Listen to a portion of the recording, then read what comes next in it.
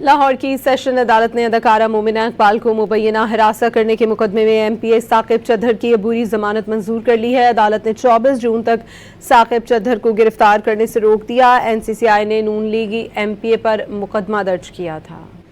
लाहौर की सेशन अदालत ने अदाकारा मोमिना इकबाल को मुबैना हिरासत करने के मुकदमे में MPA साकिब चद्दर की अबूरी जमानत मंजूर कर ली है। अदालत ने 24 जून तक साकिब चद्दर को गिरफ्तार करने से रोक दिया। NCCI ने नून लीगी MPA पर मुकदमा दर्ज किया था।